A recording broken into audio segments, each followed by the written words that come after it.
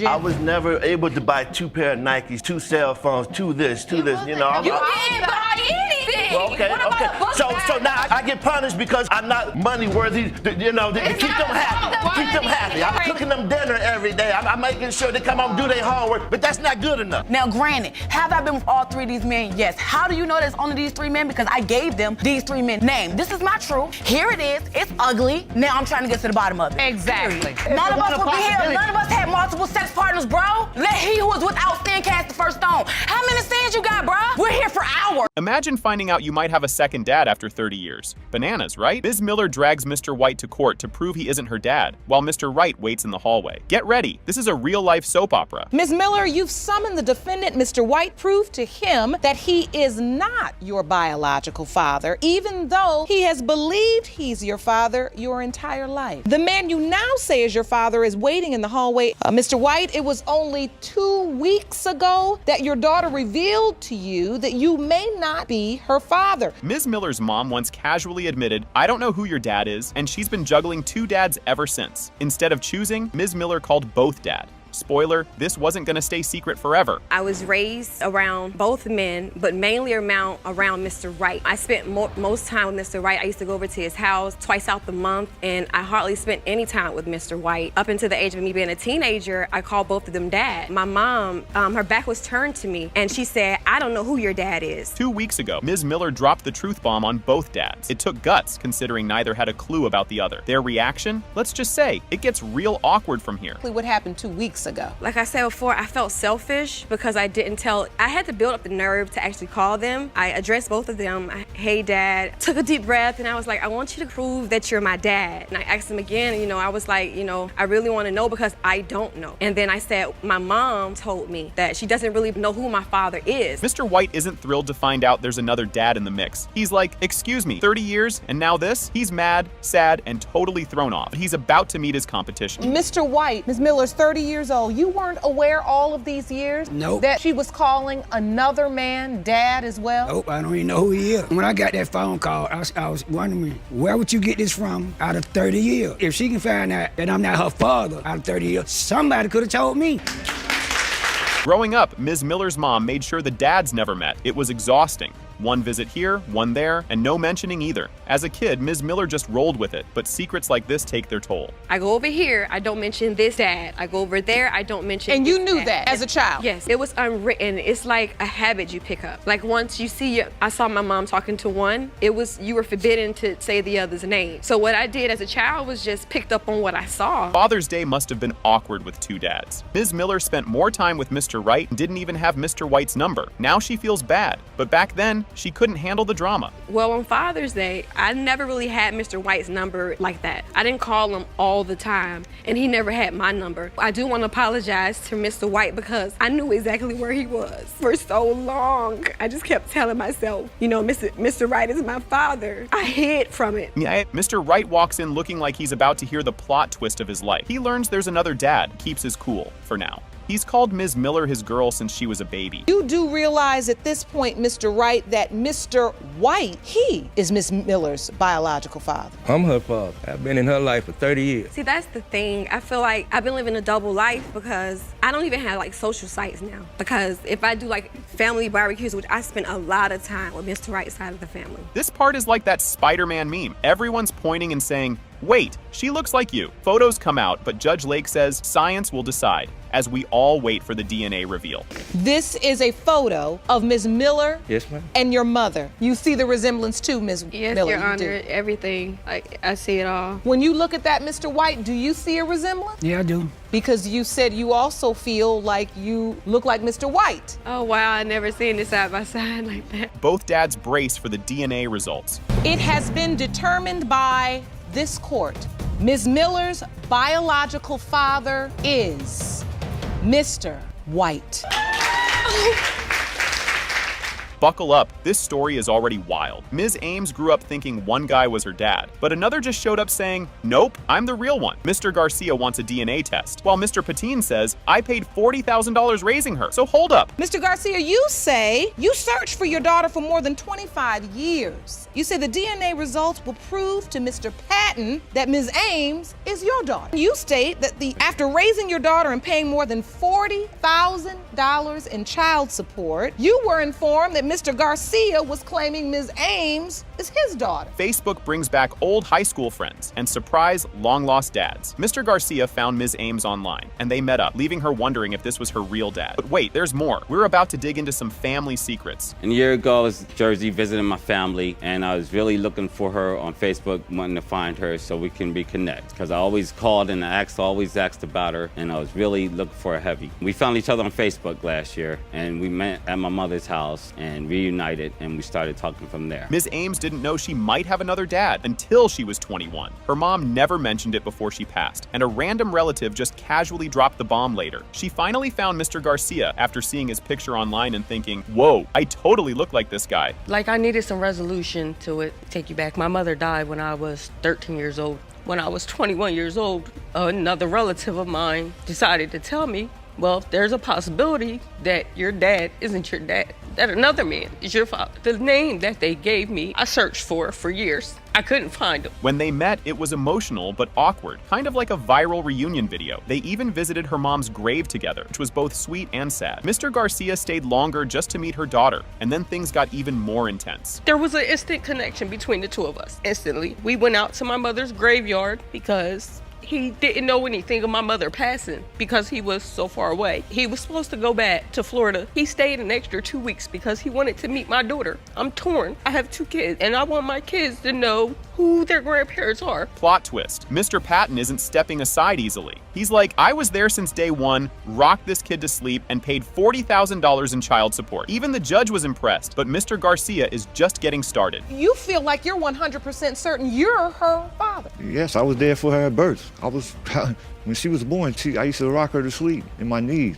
I stayed with her family, or I stayed with them for like 10 years, working and taking care of my responsibility, which was her. You were responsible for child support for how many years? 18. 18 years you paid it? Yes. Mr. Garcia's determination is honestly impressive. He spent years searching for Ms. Ames, even before Facebook made it easy. His sister helped him track her down, and now Ms. Ames is opening up about how she feels about both dads. Your Honor, before social media, when I would call New Jersey and talk to my family, I always trying to find her. So it's not just started. I always had that passion that she was my daughter, to know that for sure myself. Because I was in New Jersey and I wouldn't find her while I was there before I went back to Florida. So I wanted to make sure we made a connection. And I was on Facebook heavy, trying to make connection with her. Things are getting complicated. Ms. Ames feels like both men are her dad. She's building a bond with Mr. Garcia, but also appreciates everything Mr. Patine did for her. Plus, she's like, I need answers. I don't want my kids accidentally dating their cousins. They're both my dad, but I'll work on building a relationship with Mr. Garcia because if he is my dad, we need that relationship. My kids need that relationship, but my kids will always know Mr. Patton as their grandpa as well. It's the way it'll be, period.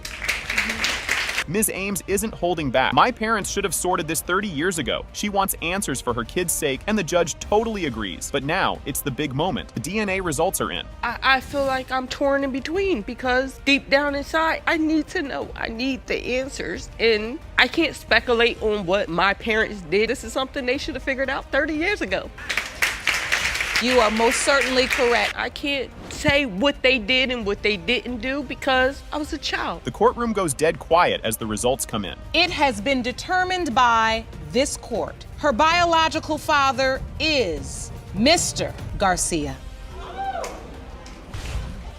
Miss Curtis drags her mom, Miss Hall, to court because she's been lied to for 14 years about her dad. Turns out her mom let her believe some other guy was her dad, even though he wasn't. Oh, and there's a mystery dude outside who might be her real dad. This is already a mess. Miss Curtis, you have brought your mother, Miss Hall, to court today because you say she hid the identity of your father from you for 14 years. There's a man waiting outside of the courtroom that your mother believes could be your biological father, yet you still have no idea that that's the truth. Yes, Your Honor. Grandma spills the family secret when Miss Curtis was 14, revealing the guy she thought was her dad wasn't. Miss Curtis had to keep it quiet until her mom confessed. She always felt out of place, like she was adopted or something. My grandmother, she sat me down and she said that she wanted to tell me the truth about who my father really is to be, and that my mother has been lying to me for the past years of my life, which was time was 14 years old. And I said, okay. I felt that it was the truth because I always felt like I was adopted. My father, he really never really showed me the affection, the love at all. Mom's story is like a teenage soap opera. She got pregnant at 15, thought the dad was some guy named Kirk, but then started seeing someone else. She admits she didn't know what was happening with her body. Like, she thought she wasn't pregnant because she got her period once. Total chaos. I did not tell my daughter a young age about who her father was. Simply one, because I was a young girl. I was pregnant at the age of 15. I gave birth to her when I was 16 years old. Kurt lived pretty much like a fast lifestyle, you know, which attract to him. And being young, I didn't even know that I was pregnant because I didn't know anything about the body. You didn't know what it meant. You were just so young. Yes. Miss Curtis confronts her mom, asking why she waited until she was 16 to come clean. Miss Hall says she was focused on being a good mom, but Miss Curtis isn't buying it. She talks about missing moments like father-daughter dances, and she's clearly hurt. I knew one day that I would have to sit a real down and talk to her and let her know who her father is. The time that I set forth for her was at the age of 16. But what if something was supposed to happen to me in between the time? I was the mother. I was the one who took care of you. To me, because I was the mother, I was the one that was supporting you, keeping a roof over your head, and making sure that you went to school and you got the education that you needed. Miss Curtis hears about Mr. Whitaker from family gossip and writes to him in prison. Her mom didn't want to send the letter, but someone else did. Mr. Whitaker writes back, and his letter changes everything. The judge reads it, and it's a big deal. The same night that me and my nana, we had the discussion and we found out where he was, then I started to write him letters and everything. Where he was in prison. I wrote a letter to Kurt in the prison, telling him the things that was going on. I was kind of nervous after I got to writing the letter, so I took the letter and I hid it at my mother's house. Mr. Whitaker says he's ready to be the dad Miss Curtis deserves. Miss Hall looks awkward because this blows her plan. She's mad that things aren't on her terms. But come on, it's never perfect timing. This is the first time she'll ever see the letter. He does state he's willing to be the father she needs and deserves, and it's signed Kurt. I know you may not understand how I feel about this right here. That's where I feel like I was deceived and crossed. I had my time that I had set aside to do the right thing. She wants me to be like, I'm the bad person regardless. Mr. Whitaker isn't sure he's the dad because Miss Hall was seeing someone else back then. Plus, he says he was living a fast lifestyle. Lots of money, lots of women, no clue what was happening. His doubts are understandable, but Miss Curtis is frustrated. I'm actually somewhat doubtful, and having said that is because the way the situation went down. When Tamika initially told me, hey, I'm pregnant, you're the father. But as I remember, she was also in a relationship with someone else. That was actually convenient for me, being that I was with somebody. I'll take my part, hey. Miss Curtis says Mr. Whitaker let her down after all his promises while he was in prison. When he got out, he spent time with her mom instead of her. She feels abandoned, and now it's all leading up to the DNA results. He wanted to know little things about me so he can get to know me through the letters. Promised me when he come home, he'll do things for me that he's never done. When he got home, he didn't do none of that, and he still haven't done none of that. I was trying to help him get out of the halfway house so he can come home and spend time with me. He want to break everything that he said, spend less time with me so he can be with her. Mr. Whitaker points out Miss Curtis was given another guy's last name, which confuses him. Why not my name if I'm the dad? Fair point, but the DNA test is about to end this mystery. Do you believe this is your daughter? I believe it could be my daughter. How can I say when she was messing with other men and you give someone else another man's name? I think it's time we have the results. The judge reads the DNA results. When it comes to 22-year-old Abrell Curtis, Mr. Whitaker, you are her father.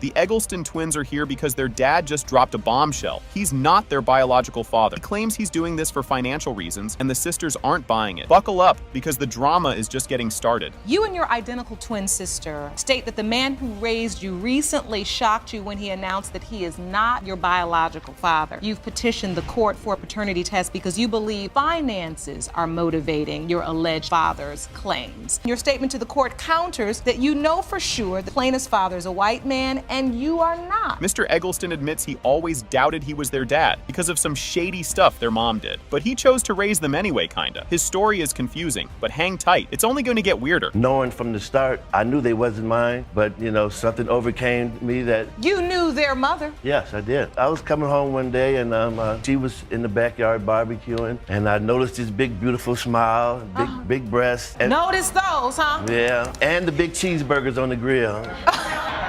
The twins say Mr. Eggleston didn't really act like a dad. No new shoes, no structure, no allowance. After their mom died, they think he only took them in for money. It's rough, and you can't help but wonder if anyone's okay. I was never able to buy 2 pair of Nikes, 2 cell phones, 2 this, 2 this. You didn't buy anything.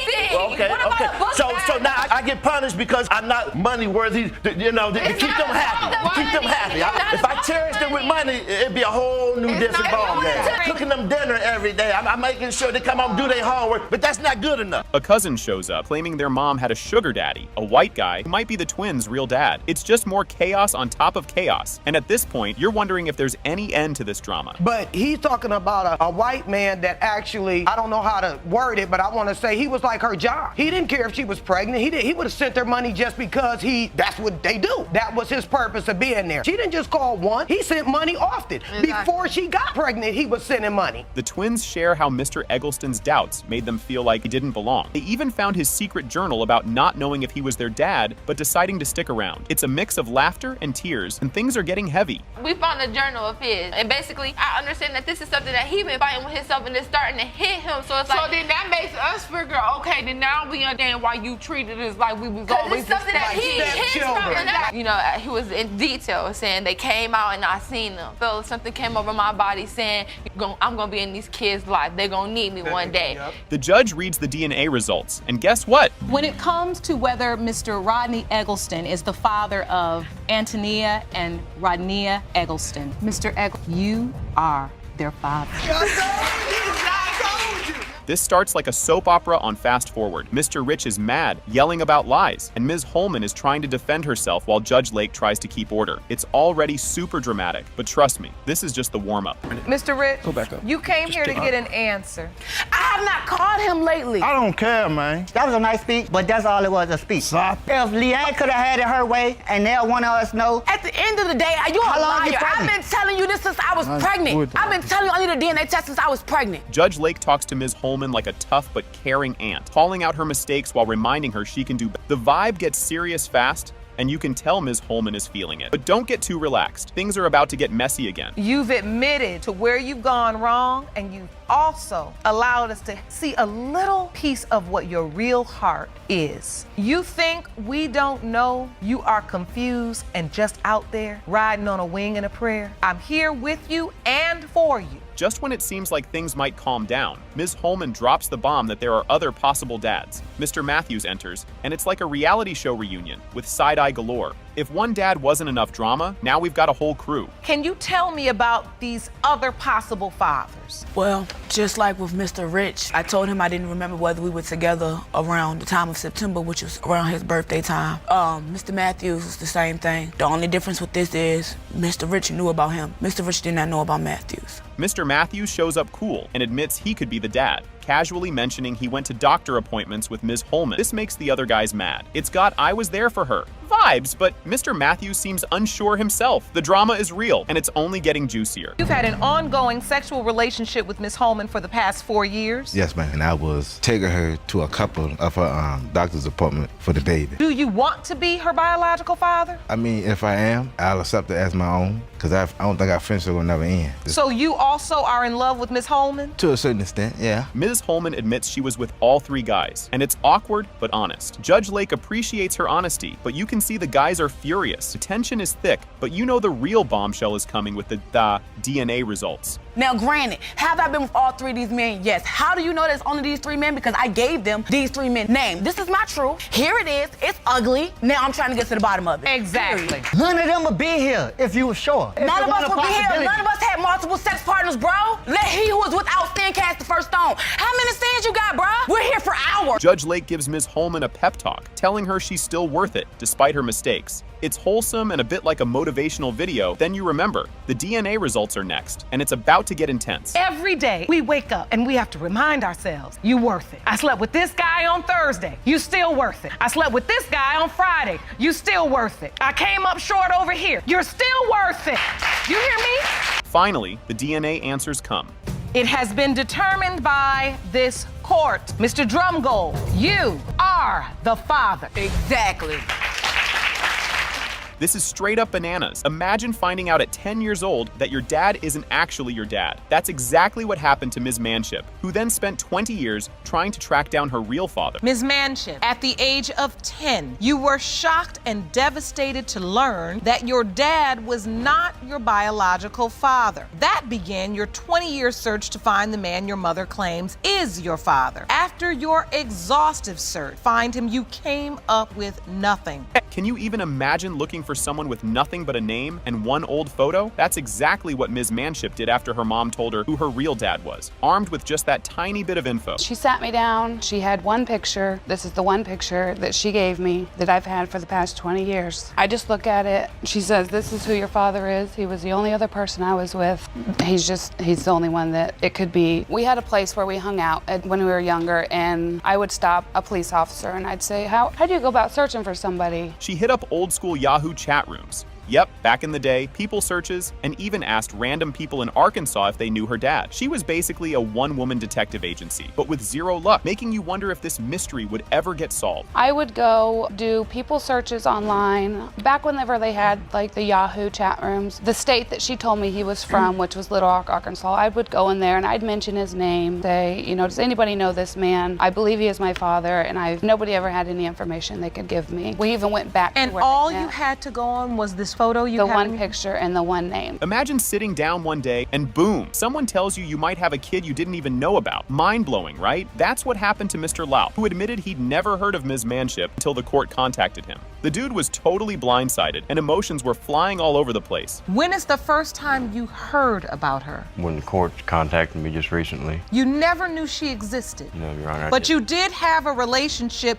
with Ms. Lutman. Yes, Your Honor. You remember that. This you in this photo. Yes, Your Honor. So we know we at least have the right Mr. Lau. Ms. Manship tells him how hard she looked for him for decades. And honestly, you'd need tissues for this moment. You can't help but feel the suspense as everyone's bracing for how this roller coaster will end.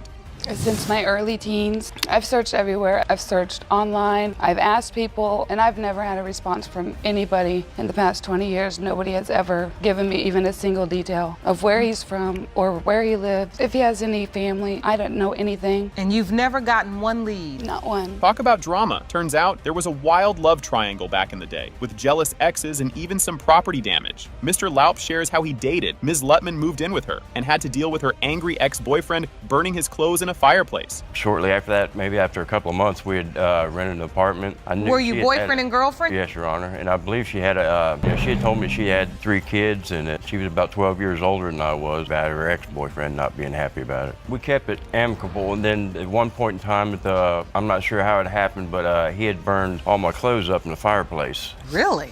Ms. Lutman then explains how she got back together with her ex, thought he was the baby's father, and basically just went along with it for years. It's messy, it's dramatic, and you can't look away as you wait to see if this chaos leads to the truth. Me and my ex got back together. About a month later, I started getting symptoms of getting pregnant. And I was with my ex, so I figured it was my ex's baby. So we just continued all the way up until I had her. When you found out you were pregnant, you thought it was your ex's child? Yeah, I just figured it was my ex's because I'd be a month later, and being with him. Okay, this guy thought he couldn't even have kids. He literally said he was shooting blanks. Mr. Laup explains how he's been married multiple times, never had kids, and didn't think he could possibly be anyone's dad. Did you initially believe this could be your daughter? I didn't believe it. I figured it probably was a mistake, mainly because the fact that she knew quite a few people.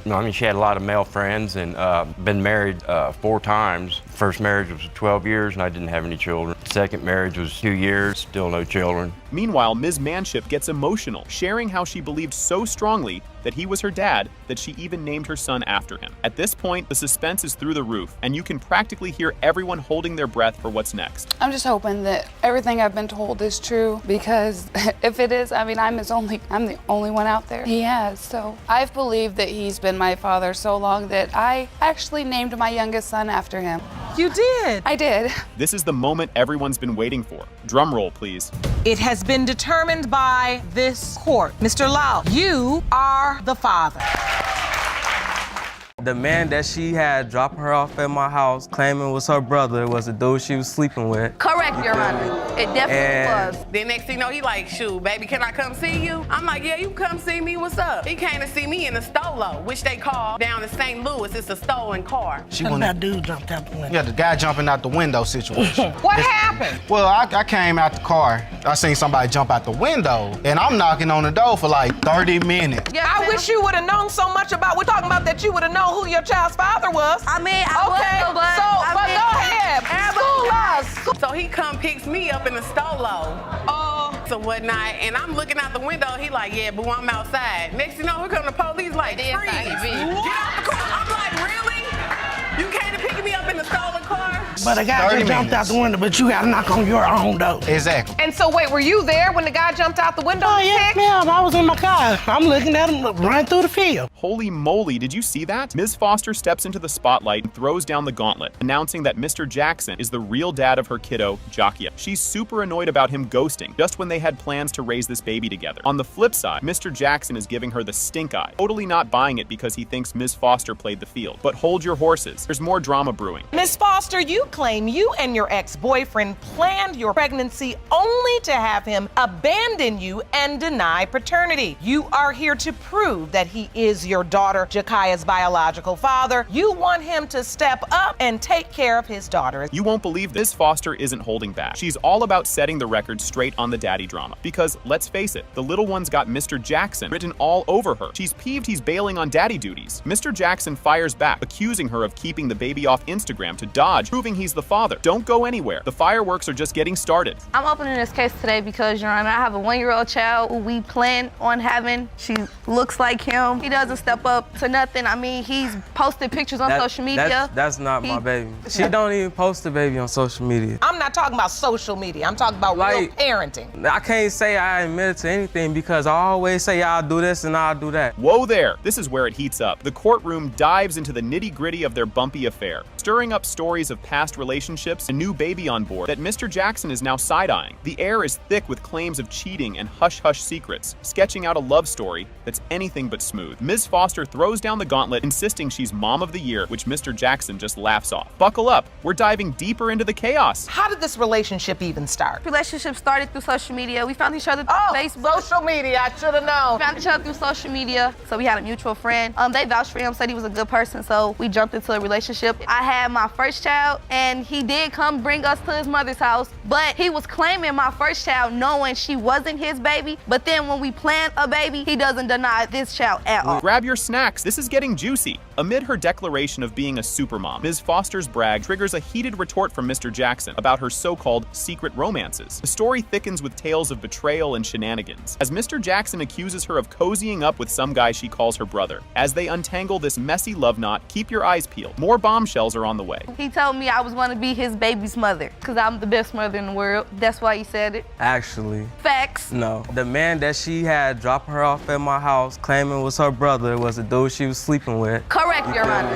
It definitely was. Basically what the story was, she already came to my house pregnant by her so-called brother. Strap in for this wild ride. Flashback to the day Ms. Foster found out she's expecting again, which had her floored in the doctor's office. She wastes no time telling the potential fathers, sparking a wildfire of debate over who's the real dad. The courtroom buzzes as they sift through the timeline of trysts, leaving everyone dizzy. Hang tight, because there's more drama chugging down the track. I fell to the floor. I did 3 rolls around the floor in the doctor's office because I wasn't having no kids if I'm finna be a single mother to 2 children by myself. I'm 20. So at that point, I told Marquise, because Marquise was there physically. He was gone out of sight, wasn't worried about him. So I told him, I'm pregnant. You could be the father. It's out of you and Sean. It's getting intense now. Judge Lake jumps in, her eyebrows raised at the circus unfolding before her. She points out how insane it is that these two can't get their act together for their little one. The tales of commitment, or the lack thereof, sketch a wild scene. Don't move a muscle. This showdown is about to escalate, epic levels of crazy. Yeah, I wish you would have known so much about. We're talking about that you would have known who your child's father was. I mean, go ahead.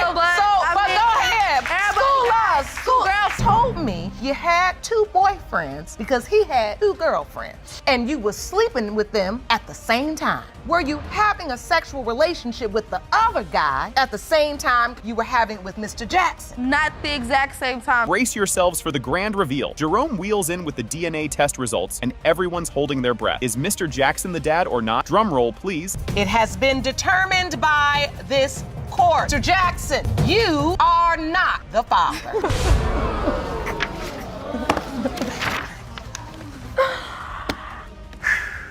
Mr. Jacobs thought he was Samar's dad for 3 whole years and paid all the bills. Now, out of nowhere, his ex, Miss Call, was telling people he might not be the real dad. She said maybe Mr. Daniel Cooper was the actual father. Mr. Jacobs wanted everyone to know that Samar looked just like him, but Mr. Cooper was super quick to say, "Not me." The judge looked confused, trying to figure out who was telling the truth. How did Mr. Jacobs even meet Miss Call? Well, buckle up, because this story was about to get really weird. Mr. Jacobs, you're on the birth certificate and paying child support for 3-year-old Samar, but say your ex is now telling people that you are not his biological father, and you're suing today to prove that Samar is your son. Yes, Your Honor. Now, Ms. Call, you admit to allowing Mr. Jacobs to name the baby, sign the birth certificate, and pay support for your son. Fasten your seatbelts. It's going to be a bumpy tale. Barely a month after they first met, Ms. Call hits Mr. Jacobs with the bombshell. She's pregnant. This sparks a mix of excitement and a storm of doubts about who the baby daddy could be. Imagine this. Mr. Jacobs learns about the pregnancy. Ms. Call turns up at his door, baby bump in tow. Alert the drama squad. This whole scenario spirals into chaos fast, with both sides recalling different versions of how the pregnancy news came to light. I would say about a month or so, coming back home the first time, my neighbor had told me that, a young lady had stopped by to look for you and everything like that. And the next day, she was actually sitting outside my apartment, and she was sitting with a friend, and, she was fat. All right, I'm pretty shocked by it. I asked, would you like to go for a walk and everything like that? And that's when she had told me that she was pregnant and everything, so That's not true. Get your snacks. The main event is here. The birth scene could be ripped from a screenplay. Mr. Jacobs is right there in the delivery room, signing the birth certificate, overwhelmed with emotion, as Samar opens his eyes for the first time. Despite the swirling rumors, he's smacked with a gut feeling. He's the dad. He signs the birth certificate, going against his mother's advice, and oh boy, does that crank up the daddy drama to a whole new level. Stick around. The legalese is up next, and it's a real head spinner. At that moment, were you sure you were this child's biological father? I was sure about it because when she was in the C-section, they had brought Samar out to me. He had opened up his eyes and he was looking at me, and at that time I felt the connection between him and me. And the nurse there told me that's a rare thing for that to happen.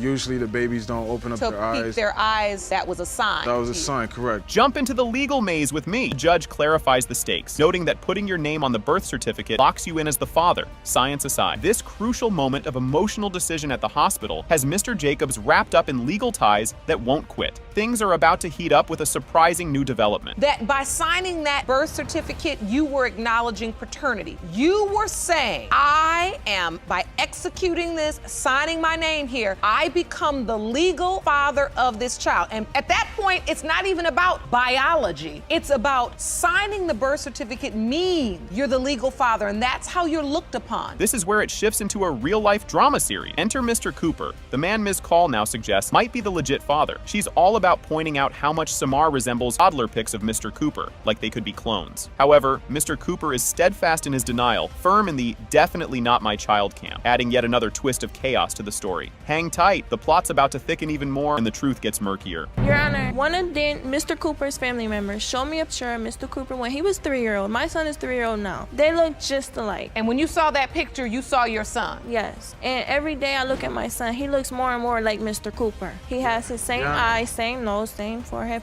same ear. He looks nothing like Mr. Jacobs. What's next? Oh, it's time for the money talks. The conversation turns to child support, with Mr. Jacobs showcasing proof of his payments. This segment underscores how his signature on the birth certificate has his wallet in a vice, while Ms. Call continues to promote the Mr. Cooper paternity theory. It's a whirlwind of financial and emotional upheaval, folks. Get ready, the DNA shocker is just around the corner. When I was living in Niagara Falls, we actually had communication the same way. I was helping her out, giving her formula and diapers too, and he was telling me that, yeah, she wanted to do a DNA test, but she never came around to do it. So he didn't really know who the father was. I was just stuck being a father. And you're now paying child support. I have information, me paying child support, I paid. Are you ready for the big reveal? It has been determined by this court. Mr. Cooper, you are not the father. I knew it.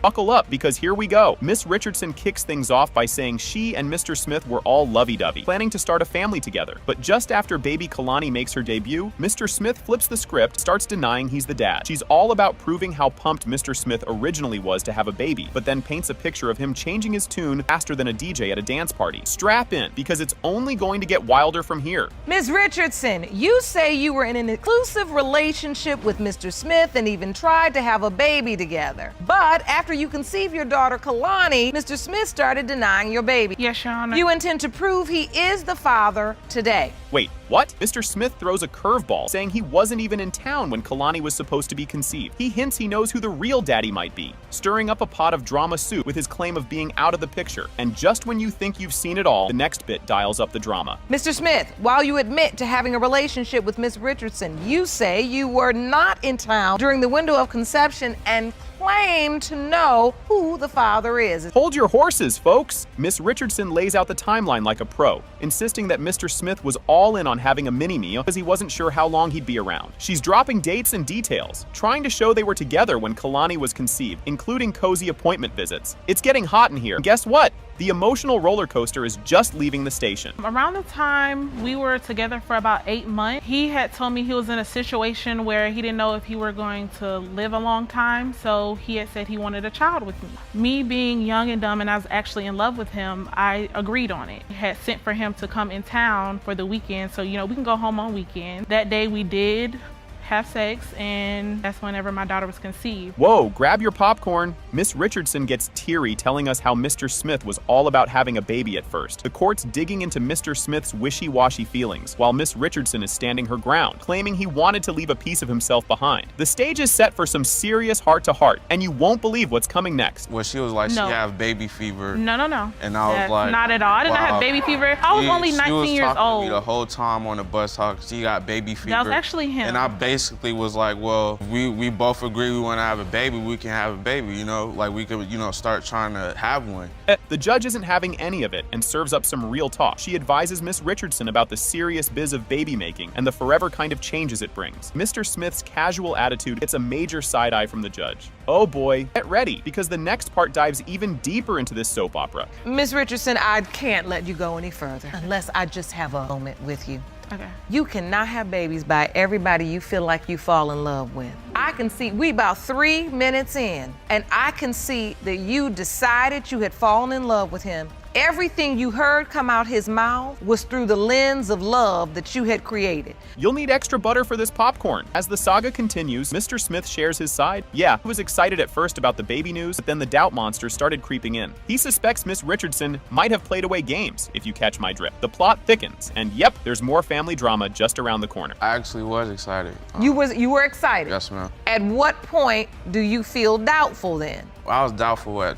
Well, why? You all have been planning for this. I thought she probably found somebody else outside of the Job Corps. Probably I called got him old every friends. day. He called me every day. I worked 11 at night, so there was no time I could cheat at all. I called him. Mr. Smith disagrees. He's shaking his head when you We testify. were with each other almost every weekend. Every time I went home, he went home. Enter the twin sister, Brianna Smith, who's here to spill some serious tea. She backs up some of what Mr. Smith's been saying and gives us the inside scoop on the baby plans and the excitement that was in the air. But as she talks, you can feel the tension rise. And just when you think it can't get any more intense, we hear from another family member who turns the emotion dial up to 11. She, when we were cool with each other, she would confide in me about my brother. When she did tell him about it, he was excited about it to a certain. At first he didn't. So he was excited? Yeah. And you remember this? Yeah. He didn't tell me that he had any doubt about anything. It just, progressed, I guess, with him even more when got further along. And she, her attitude is very,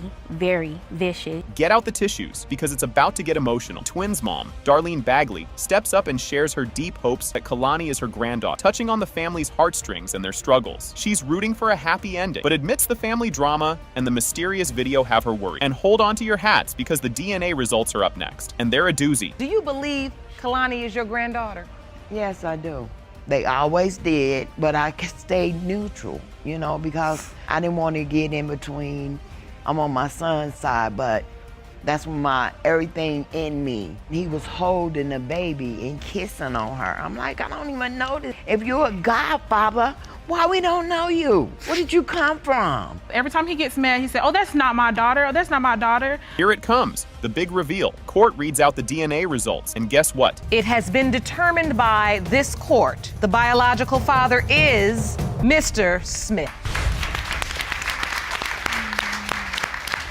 Get ready for a shocker. Ms. King drops a big truth bomb, saying Mr. Porter's denial about being the dad has messed up their relationship big time. She's super eager for today's results to clear up all the mess. Buckle up, because it's about to get even crazier. Ms. King, you are here to prove to your on-again, off-again boyfriend, Mr. Porter, that your 3-year-old son, Kylan, is his biological child. You say his denial has destroyed your relationship, and you need today's result to set the record straight. You won't believe this. Ms. King spills the beans about making up a story that she was pregnant just to get back with Mr. Porter after they split. The audience couldn't believe their ears. And guess what? The next part is even more of a doozy. And then what happens when you find out you're pregnant, Ms. King? Told him that I was pregnant, but I really wasn't pregnant. Oh!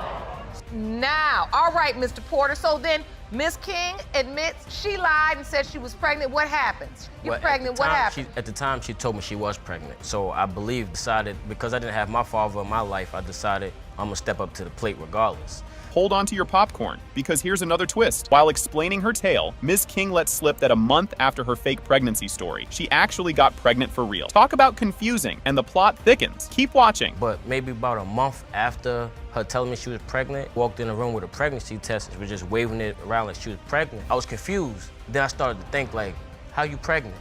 If a month went by and you now pregnant, I was confused, like, I can't be the father. Like, that don't make no sense. So you thought she had been with another guy, yeah, and was really trying to pin the baby on you, either trap you with this baby, because she wanted to stay with you. Right. Oh boy, here's a kicker. Ms. King admits she fibbed about being pregnant at first. This whole thing stirs up a big talk on why trust is a huge deal in relationships, especially with all these twists and turns. The drama's not over. There's more jaw-dropping stuff up next. So then you were pregnant, but he doesn't believe that. No, he doesn't believe it. How you pregnant? But you didn't even know I was lying about my pregnancy until recent. I just came out clear and told you I even lied about being pregnant during that time. Right. But you did let him know that you lied. Once you lie and someone catches you in a lie, everything you say, you look and going, is he lying? Is she lying?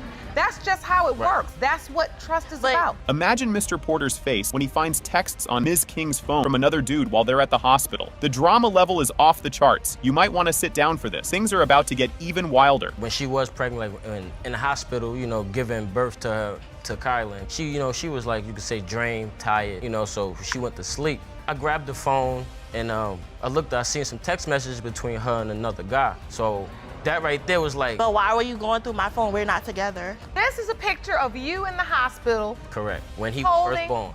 Now take a deep breath. Mr. Porter talks about a health issue from when he was a kid. He had a bad case of lead poisoning, which he thinks might mess with his chances of having kids. This adds a whole new layer of drama to the story. Don't go anywhere. The big reveal is just around the corner. Your Honor, at the same token, I have a medical problem.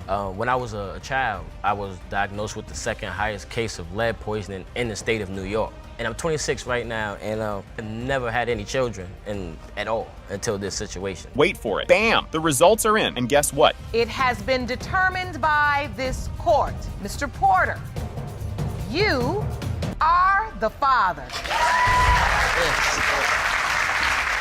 Buckle up, here comes the circus. Ms. Torrey and Ms. Henderson march into court, each pointing fingers at Mr. Goodson for not admitting he's the dad to their kids. Ms. Torrey says he's dodging daddy duties for her 2 munchkins, and Ms. Henderson claims he's bailing on her 4-year-old darling. They both want the judge to make him face the music and pay up for his kiddos. You have joined together because you, Ms. Torrey, claim the defendant is denying he is the father of your 2 kids. And Ms. Henderson, you state Mr. Goodson refuses to take responsibility for your old daughter and enforce his financial obligations as a father. Hold on to your socks because they're about to get knocked off. Mr. Goodson hopes the DNA test will make him the official dad, although he's not too sure because, oops, both ladies might have had other beaux when babies were made. He spills the tea about possible cheating shenanigans, and the judge's ears perk up for the scandalous scoop. The plot thickens, so don't go anywhere. You claim Ms. Torrey has admitted that she cheated on you in the past, and she is also not confident the children's biological father. Yes. Although you are actually hoping the test proves that you are. Ms. Henderson slept with you and your cousin in the same time frame, and therefore you can't be sure her daughter is yours. You're not gonna believe this one. Ms. Henderson tells a wild tale about Mr. Goodson picking her up in a stolen car. Yep, like a real-life car thief. Just as they were cruising, the cops flash their lights and it's game over. She paints him as Mr. Reckless, and we're all just eating up the drama. Wait for it. The ride gets bumpier. Then next thing you know, he like, shoot, baby, can I come see you? I'm like, yeah, you can come see me, what's up? He came to see me in the Stolo, which they call down in St. Louis, it's a stolen car. So he come picks me up in the Stolo, so whatnot, and I'm looking out the window, he like, yeah, boo, I'm outside. Next thing you know, here come the police like, freeze, get out the car. I'm like, really? You came to pick me up in the stolen car? Just when you think it can't get any wilder, enter Mr. Thomas, Mr. Goodson's cousin, who throws another curveball by admitting to a boozy one-night fling with Ms. Henderson. It was just a bit of fun, he says, but oh boy, does it throw a wrench into the who's the daddy mystery. Keep your eyes peeled because the family tree is getting tangled. What was your relationship with Ms. Henderson? It's just like a friendship, one-night thing, you know how it be, some nights. Oh my gosh. I'm gonna need you to repeat that. I said it just a little louder. It's like a one-night thing, you know how it be, some nights you might get drunk. Right. Okay, so it was a one-night stand. So either you or your cousin, Mr. Goodson, is the father. Yes, ma'am. And now, the moment we've all been waiting for. Drum roll, please. The DNA results are in, and guess what? It has been determined that when it comes to 4-year-old Lazasia, Mr. Goodson, you are the father. Yeah. Buckle up, folks. Mr. Smith just dropped a bombshell, saying he's got medical proof and a surprise witness lined up to show he's not the daddy of Little Honesty. He's pretty sure his evidence and his mystery guest will seal the deal on his case. Just you wait. The next bit is a hoot. Mr. Smith, you say you have medical evidence to prove you are not Honesty's father, and if that's not enough, your bombshell witness will close your case. The plaintiff's very own sister says you are not the father. Hold on to your socks because Ms. Hicks is not having any of it. She's all torn up, saying she's only been with Mr. Smith and can't believe her own sister is taking his side. It's a real soap opera in here, and guess what? It's about to get even juicier. So, Ms. Hicks, how does it make you feel hearing Mr. Smith deny paternity? I know I've only slept with him, and I know who my children belong to. Hearing this from him and him getting it from my own full-blooded, it just bores me. Tell the truth. It bores me. She telling false lies, okay? I know for a fact that he was not the only one she was sleeping with. In the same bed with me when I'm sleeping with these people, I get. Oh boy, Mr. Smith is getting all technical on us. He tells the judge about a big oopsie at the gym that led to a doctor telling him he can't be a dad. He's got papers and everything to prove it. Stick around because things are gonna get even spicier. You hear the allegations that have been stated thus far. This is what leads you to believe you are not the biological father of Honesty? Yes, Your Honor. Explain. And one time I strained myself too hard and I had to go to the hospital and the doctor told me that I couldn't have kids, that my testicles had dropped by that time. I'd like to look at that. Whoa, did someone turn up the heat? Ms. Hicks and her sister are throwing shade like it's sunny. They're arguing back and forth about who's the cheater and who's the liar. It's getting wild in here, and you won't believe what's coming up next. Did you inform Ms. Hicks about this when you all were in a sexual relationship? No, Your Honor. Never informed me about any of this. When he did tell me 2 months after Honesty was born, like, she's living proof that you can have kids. I didn't make this baby myself. Dang well, Somebody I can't climb on top of myself and get pregnant. You know dang well that's not my baby. Just when you thought it couldn't get more bananas, Mr. Smith talks about finding some sneaky texts on Ms. Hicks's. He thinks those messages are solid proof she was playing around. Keep your eyes peeled because the next part is a real doozy. I went through her phone and found text message. And it said when I can get that kitty cat. Oh, you saw a text message? Yes, Your Honor. Exchange to the court. The other guy said, I miss that kitty cat. And Ms. Hicks responded, you know he leaves, so you can come over anytime. You saw this message and you feel like she was definitely sleeping around. Yes, Your Honor. You're not gonna believe this one. Mr. Smith caught a guy jumping right out of Ms. Hicks's window. Talk about an escape artist. He thinks she's been up to no good, and the dude had to bail in a flash. The tale gets even wilder from here. That dude jumped out the window. Yeah, the guy jumping out the window situation. What happened? Well, I came out the car. I seen somebody jump out the window, and I'm knocking on the door for like 30 minutes. But a guy just jumped out the window, but you gotta knock on your own door. Exactly. And so wait, were you there when the guy jumped out the window? Oh, yes, ma'am. I was in my car. I'm looking at him run through the field. After all that drama, the baby arrives, and Mr. Smith is all mixed up with his feelings. He even helped pick the baby's name, but still doubts he's the dad. The roller coaster's not over yet. Hang on, because the truth is just around the corner. So when you saw the baby, Mr. Smith, did you feel like the baby looked like you were excited? What's going on here? Your Honor, because I felt sorry for her because she could have lost her life. Honestly, you chose one of her middle names, which is Monique. Do you have any other kids? No, Your Honor. You don't. So you believe it's the hypogonadism that contributes or has affected you so that you could not father any children. Tears alert. Ms. Hicks is really feeling the sting from all the family drama, especially with her sister stirring up trouble. It's hitting her hard, folks. The big reveal is up next, and it's a real cliffhanger. And I can see that hurts you. It devastates the... Why do you say it devastates you, Ms. Hicks? Because it's coming from my full-blooded sister. We have the same mom, same dad. As because close I know as what we you are, Carlisha. We're very close. No, we argue, okay. Like, Your Honor, we argue just about every day. The We're same close way I because take care of him, the we same way always I take care of her. Get ready for the grand finale. The DNA results are in, and guess what? It has been determined by this court. Mr. Smith, you are the father. What next? When your mother works all day and you've been at home watching TV, when your mother comes home, if she wants to see something on television in her house, that remote goes to her hand and she watches what she wants to watch. Ruling is in.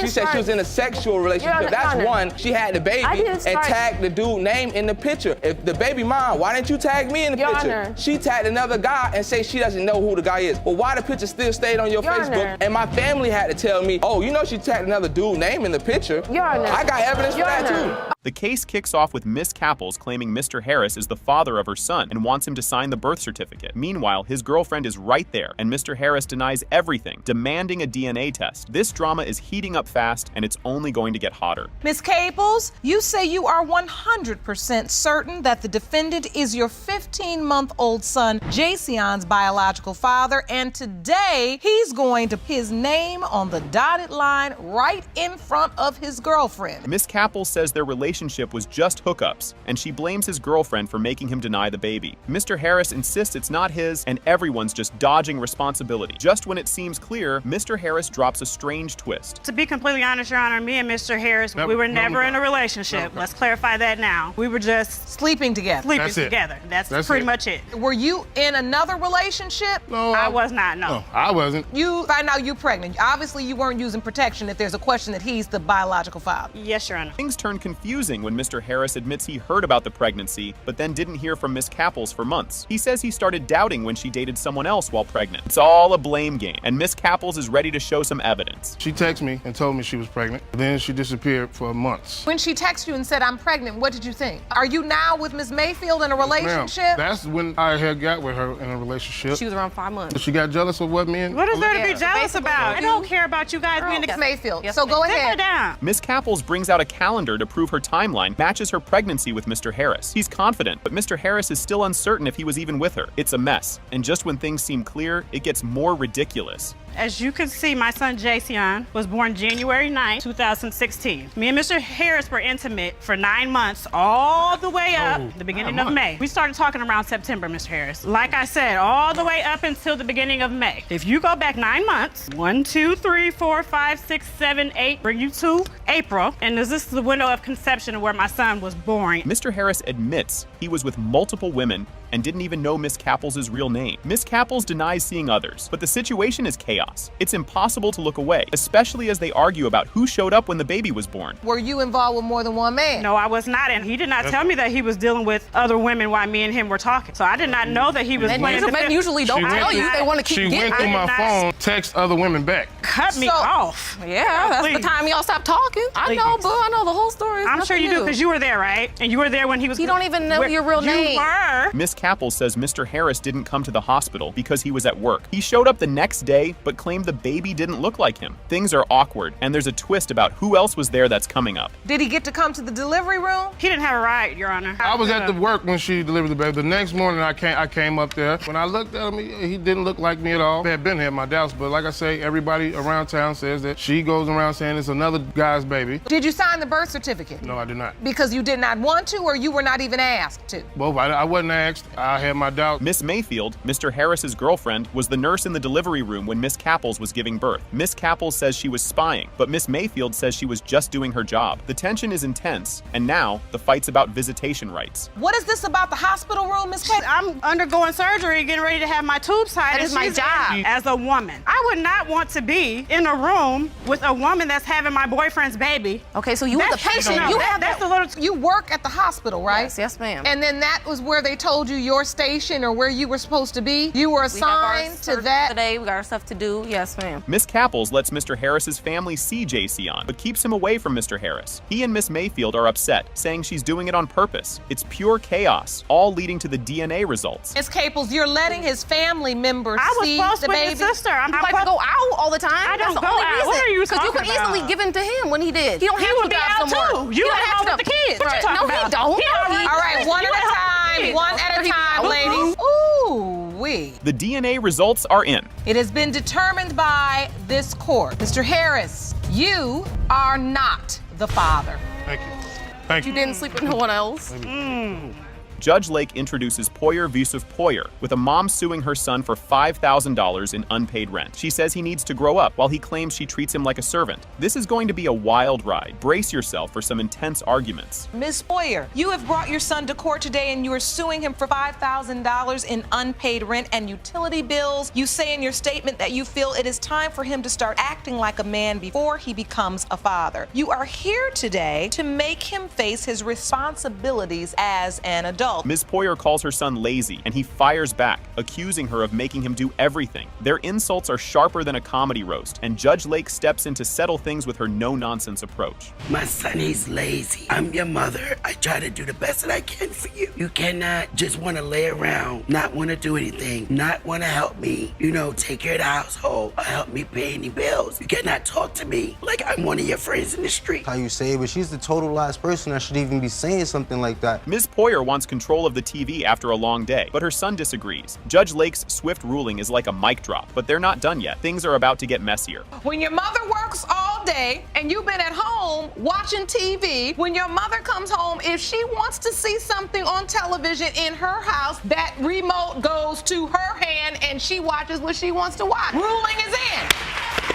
Ms. Poyer worries her son will mess up his life like she did, but her delivery is harsh. Emotions are high, and the conversation turns into a heated argument about money. Ryan, to keep making some of the same mistakes that I made, I got high. I ran the street. But there comes a point in your life when it's time to say enough. I get up at 5 o'clock in the morning. I get up at 5 o'clock, be in the house at 10 o'clock. No, you want to come in here ringing my doorbell 12, 1 o'clock in the morning. That's disrespectful. I get, 2 hours sleep? Ms. Poyer presents receipts showing her son's minimal payments, while he insists he's doing his best. The argument escalates into a math fight, and neither side seems to have the numbers right. All I want is for my child just to grow up. But then it was time to come in here. Mom, I didn't get paid this, that, the other. But yet still, you going in there to find your little roll up. to do your business. You say he did not contribute. You say you have cable bills. I have cable bill. I have rent. Ms. Poyer claims her son only worked for 2 weeks, while he insists it was 3 months. The back and forth feels like a ping pong match, and a witness is about to make things even wilder. How long did he work this job? 2.5 weeks. Did you just say 2.5 You don't weeks? get a seasonal job for 2.5 weeks. When you work at a store for a season, that season is always 2 months and longer. I don't know where she got 2.5 weeks from. If you can find me a job that's going to hire me in a store for 2.5 weeks. How long did you work this job where you were supposed to pay her $50 a week? For almost 3 months before the season ended. Ms. Poyer's sister Natasha adds fuel to the fire, calling out the son's habits and blaming his girlfriend. It's chaotic, especially with judgments based on nail polish. It's drama mixed with comedy gold. My main concern, the reason why I'm here, is because he going out smoking marijuana. He jumping turnstiles, getting arrested. Stupid stuff like that. The worst thing I've ever done was smoke weed and hop a turnstile when I was 17. Leave it alone. Let it die already. Okay. I don't understand. Smoking marijuana, that doesn't go out of your system right away. So how are you going to get a job if your system is dirty? Ms. Luciano steps in, claiming she and Mr. Poyer work and contribute equally. The family isn't convinced, and it's a show me the receipts moment as things get even more heated. We work at the same place. Oh, you do? Where? Tell me where. I work at a marketing Show me a pay stub. I have many of pay stubs. Where's your W-2? I got my W-2. I don't even need to be up here. She just turned into the truck. We both pay rent together. Because Do you have a checking account? I have a Do you have a savings yes, I do. account? In Chase. We go to Chase and I'll show you my Finally, some calm. Judge Lake praises Mr. Poyer for improving his life and reminds everyone about family support. Both sides begin to listen. The emotional tension is far from over. Suddenly you begin to live up to your potential. You get a job. You begin to get money paid regularly. Well, what your mother is saying is, why couldn't you do that to help me? And you're doing what you should be doing. And Mom, for that, you have to at least say, this is a good thing. Mr. Poyer apologizes to his mom for the disrespect, and she breaks down, expressing how much she misses him. It feels like a turning point, but one big decision still looms. Love you, I love you. I miss laughing with you. I miss crying with you. You know how I used to play with your ear? I miss all of that. May I hug him, please? You absolutely can. Do you remember that? This is what I most remember. Give me some nose.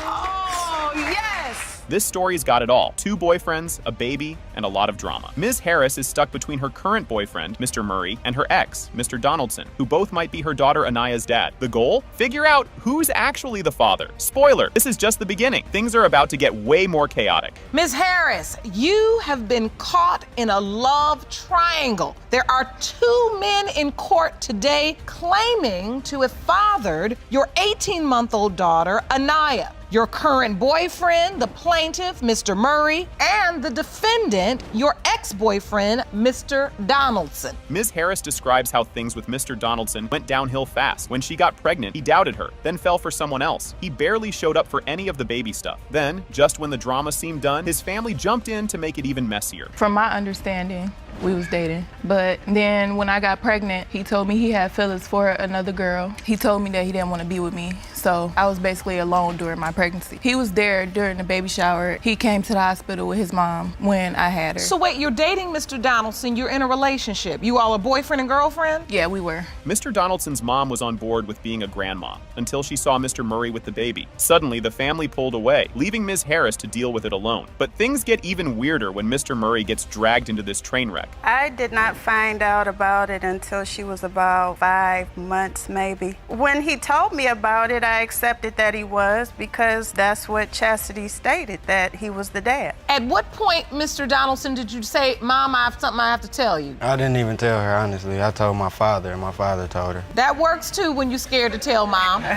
Mr. Murray found out he might be a dad through a message from Mr. Donaldson. He says they used protection, but Ms. Harris disagrees. Despite the confusion, Mr. Murray stepped up when Anaya was 3 months old. Then, Ms. Harris mentioned a threesome, and now no one knows who the dad could be. So, Mr. Murray, why do you believe you could be the biological father of this child? One day I was on Facebook and I got a message. Jalen, he told me that the baby could possibly be mine. Telling you that the baby could possibly be yours? Yeah, I need to get a DNA test. You sent him that message, Mr. Donaldson? I don't recall. I'm not gonna say yes, I'm not gonna say no. I don't recall.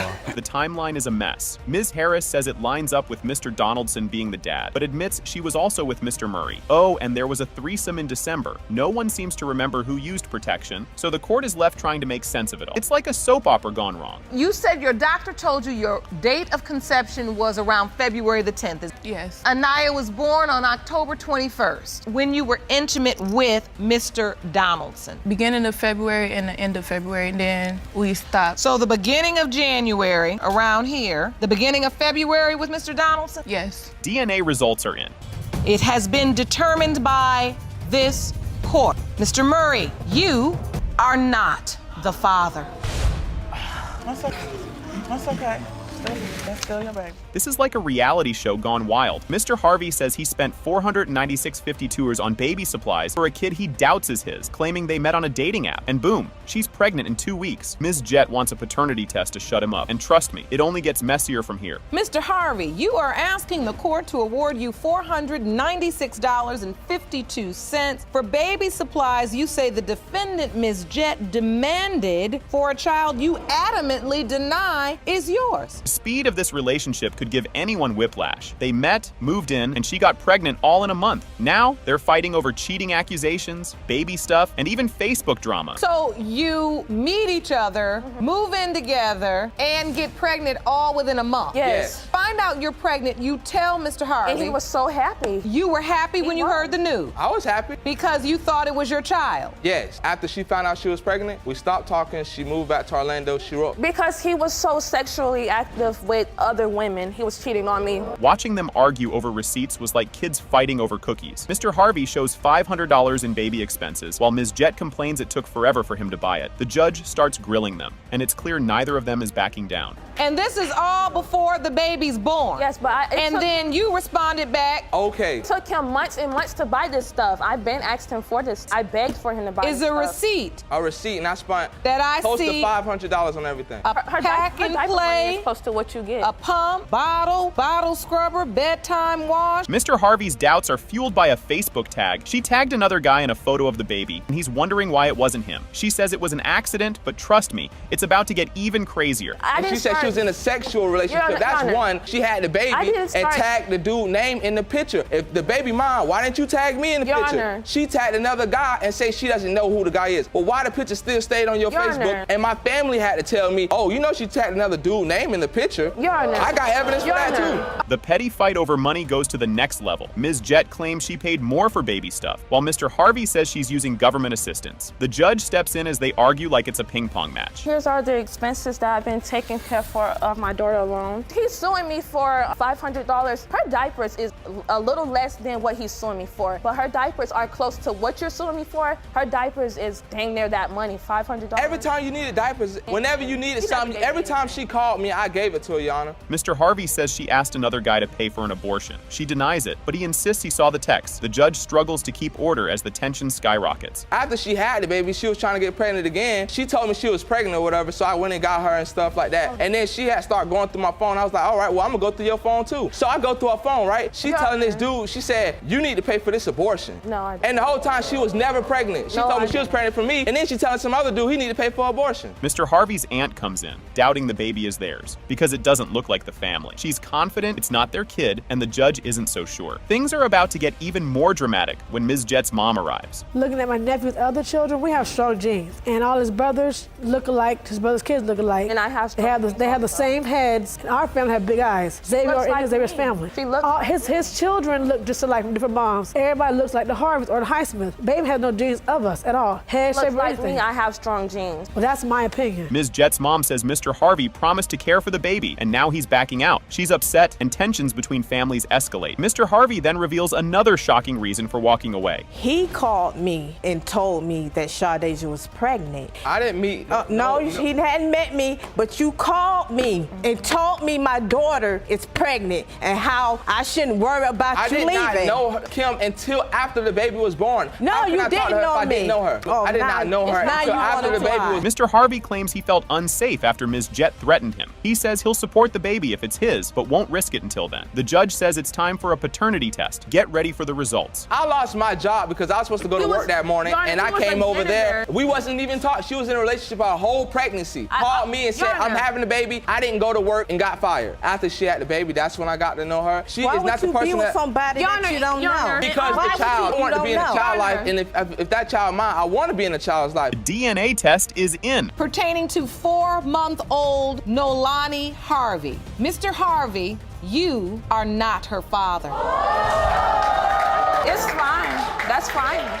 This kicks off like a messy movie. Fewer heroes, more drama. Ms. Narissa Moffett wants a paternity test to see if Mr. Johnson is her real dad. 2 years ago, some guy slid into her Facebook inbox saying, "Hey, I'm your real dad." Mr. Johnson's reaction? Hold up, this is wild. He blames Narissa's mom for making things confusing back in the day. Buckle up, it's gonna get wilder. Ms. Moffett, you always believed the defendant was your dad until 2 years ago when you received a message from a man claiming to be your biological father. You are tired of the confusion and are petitioning the court for a paternity test to prove the defendant is your dad. Narissa gets a random Facebook message from a guy claiming to be her dad, complete with a baby pic. She's like, wait, what? She calls him, but instead of clearing things up, it just makes her need answers even more. The drama is only getting started. Who's this mystery dad, really? 2 years ago, he inboxed me on Facebook was saying that I'm his child, and when I'm looking like, I don't know. And then he had sent me a picture of me when I was like, he was saying that I'm his child and I have 2 other siblings. I can see you're still shocked. Yeah. The message reads, "Hi, this is Lawrence Saunders. Call me because you is my daughter and I've been looking for you." Mr. Johnson has major doubts. He says there were 2 other guys around when Ms. Moffett was pregnant. Their relationship was basically a secret, sneaking around like teenagers. This is giving serious "who's the daddy" energy, and it's just heating up.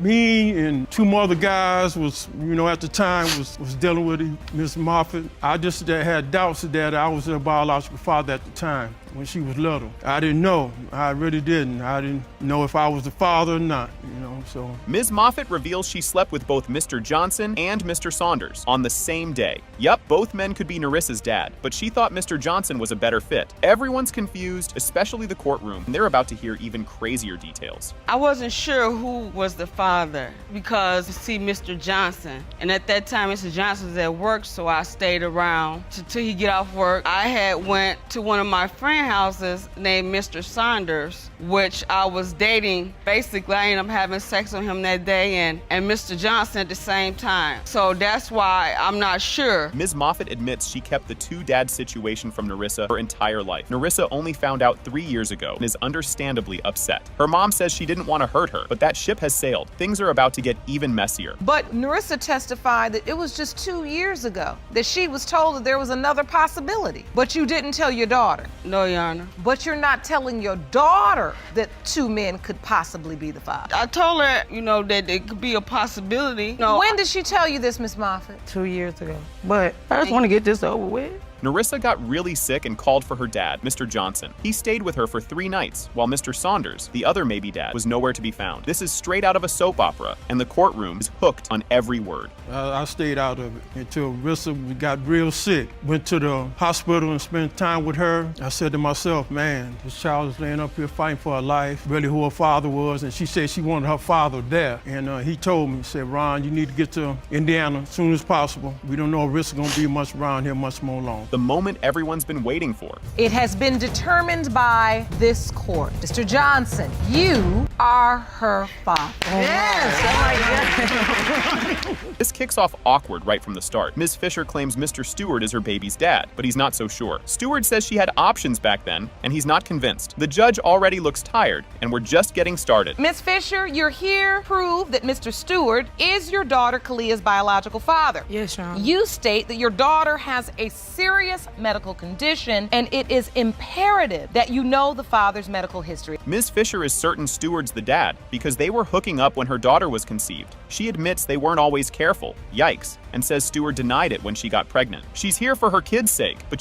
this story's got more drama ahead. Why do you believe he is the biological father? Because at the time my baby was conceived, that's who I was having sexual relations with. It was just a sexual relationship, Your Honor. Did you use protection? The first few times, yes. A week after we started messing around, she come out and she showed me a pregnancy test like, I'm like, it's not my baby. So a week after you all started having a sexual relationship, she brings you a pregnancy test and says she's pregnant? Yes, Your Honor. Wait, they're still hooking up? Stewart says he was over at her place just last week because he was bored. Fisher's fed up with his excuses, and the judge is too, especially when another guy gets thrown into the mix. After this is over, did the relationship continue? Yes, he was just at my house like a week and a half ago. I mean, I got bored. I got bored, you know. When you get bored, you go over Miss Fisher's house and have unprotected sex? Sometimes. That's smart. She told me out her mouth that I wasn't the baby's father. There's another possible dad, Mr. Kern, who even gave the kid his last name. Stewart's like, see, told you. And Fisher says Kern just offered his name. Buckle up. Mr. Kern's side of the story is next. Well, she named another potential father as the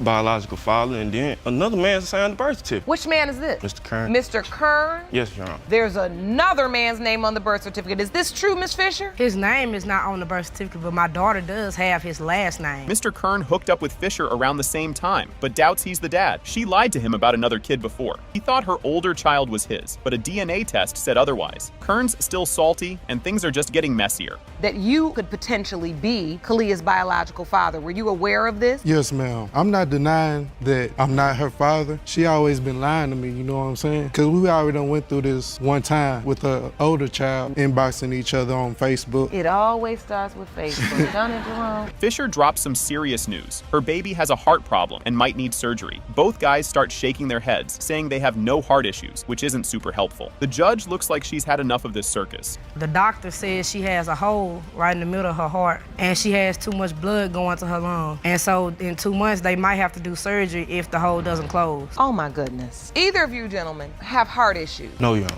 Because she deserves to know. She doesn't deserve, I don't want her to grow up 4, 5, 6 years old looking for her daddy and I don't know what to tell her. The judge is fed up and calls everyone out for being irresponsible. She reminds them this is about a baby's health, not their drama. She's about to drop some hard truths, and honestly, they need it. When I look at this beautiful little girl and them needing an answer from me that I can't give because I was irresponsible, and now her health may be affected because of that, and the reason why I'm going so hard on you all is because you're still up and you admitted it in court today. It has been determined by this court. Mr. Kern, you are not the father.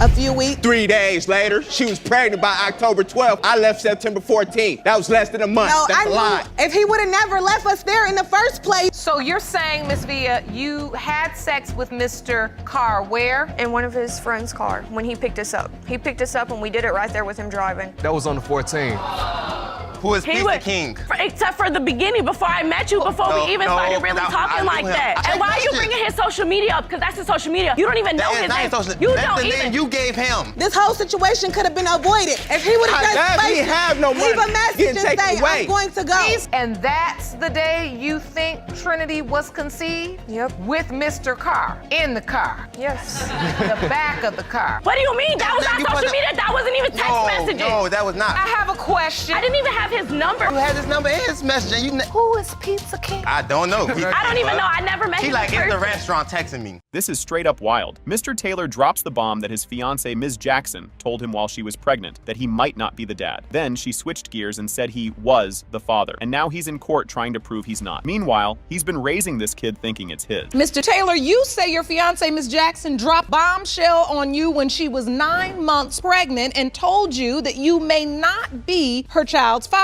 Yes, Your Honor. She later changed her mind and said, are Raymond's father. Yes, Your Honor. And while you're hoping he's yours, you're here today to prove that Raymond is not your biological child. No. This is crazy intense, y'all. Mr. Taylor says today's results will either save or end his whole relationship. He's been doing all the dad things, clothes, food, playing with the kid, and is ready to walk out if the child isn't his. So, Mr. Taylor, what is riding on today's result? Well, this relationship. I've done too much for the kids. I've been there since day one, raising this kid, fathering the kid, clothing the kid. I do everything for this child. And the only thing that I do know is that if this child ain't mine, I'll be walking out this courtroom today a single man. You all are engaged. You have a family together. So there is a lot at stake here. Yes, Your Honor. Buckle up because this is about to get messier. Ms. Jackson admits she had an affair with a guy she met at a shelter, Mr. Green, while Mr. Taylor was off trying to better their lives. She says she felt alone, turned to Mr. Green for emotional support when she thought Mr. Taylor abandoned her. Yeah, you heard that right. She says Mr. Taylor has every reason to be suspicious. A few years ago, we just packed up and we moved to Florida for a fresh start. I met Mr. Green in a shelter. We ended up becoming intimate, but Mr. Taylor left me and my children stranded in Florida while he went away to, I guess, chase his dreams, knowing that we had nobody and knowing that we had nothing. Oh man, the plot thickens. Mr. Taylor says he left to get a better job in Atlanta to help the family, but Ms. Jackson fires back, accusing him of leaving her stranded with the kids. Now they're arguing about whether he tried to contact her or not, and it's basically a he said, she said mess. Both are super heated, and neither is backing down. Mr. Taylor, did you leave her stranded? Yes, for a job opportunity in Atlanta. You gotta understand, it was my girlfriend and our kids in a shelter. I couldn't do nothing there because it wasn't no job opportunities in Orlando. And He didn't try to get in contact with me. At the youth shelter. I tried to get in contact with him. I didn't even know that he was in Atlanta for 2 days. I was blowing his phone up. Well, no, you're gonna be upset when I tell you where I am. Things are really heating up now. Mr. Taylor claims Ms. Jackson hooked up with Mr. Green right after. He left for Atlanta. He's convinced she got pregnant just a few days after he split, while Ms. Jackson says it didn't happen that fast, and she blames him for leaving. The back and forth is intense, and you can feel the tension in the room. A few weeks. 3 days later, she was pregnant by October 12th. I left September 14th. That was less than a month. No, That's a lie. If he would have never left us there in the first place, this whole situation could have been avoided. If he would have just been a man about the